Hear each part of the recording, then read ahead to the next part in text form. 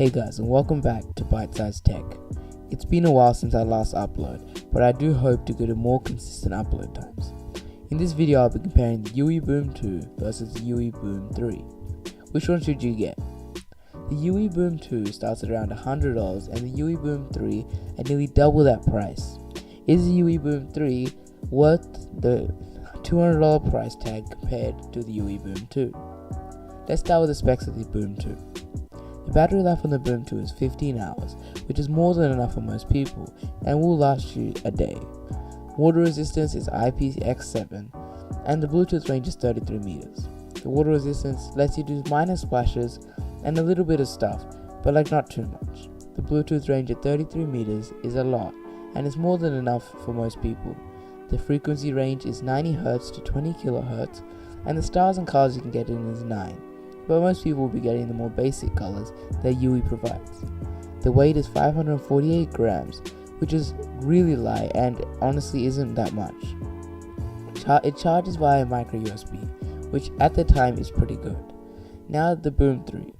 The battery life on the Boom 3 is the same at 15 hours, but it does get a little louder. The water resistance is IP67, which means you could dunk it in water if you wanted to. The Bluetooth range at 45 meters is more than enough and will be sufficient for most people and is bigger than the Boom 2's.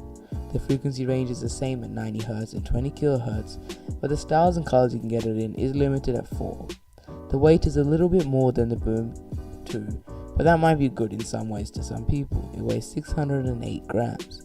The sad thing is it charges via micro USB, and I would like to see it having, instead of micro USB, USB-C. But there is the power up dock, but that still runs on micro USB. For the extra money, you don't really get much. It's weird that the Boom 3 does not include USB-C. For the price, and keeping in mind it doesn't even have an aux port, and USB-C is usually the port that you get the adapters for. Although the waterproofing on the Boom 3 makes it sealed tight, unless you plan to take it to the pool or beach, it isn't really a worth investment. The power-up base costs nearly $60 and you could get a Boom 2 for not much extra. There isn't really much of a benefit of getting the power-up base. Here are a couple pros and cons of the Boom 2 and Boom 3. Pros. There are a lot of color options with the Boom 2. Also, 15 hours of charge. The cons of the Boom 2, there is less range at 33 meters and it's less durable so it wouldn't last as long. But keep in mind you can get 2 Boom 2s for the same price as one Boom 3. The pros of the Boom 3 is it is louder, and an IP67 water and dust resistance makes it more durable. The 15-hour charge is the same and is a really good amount of charge.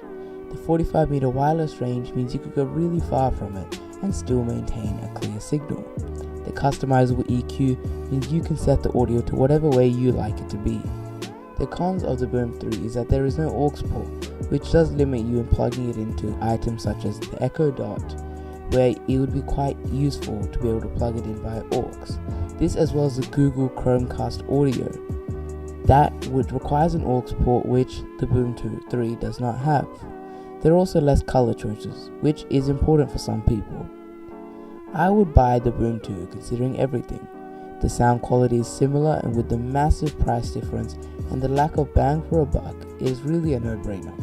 The Boom 3 has benefits for people who have a pool or always outside, and with the charge dock it is good for homes, but the dock is kinda useless without the aux port.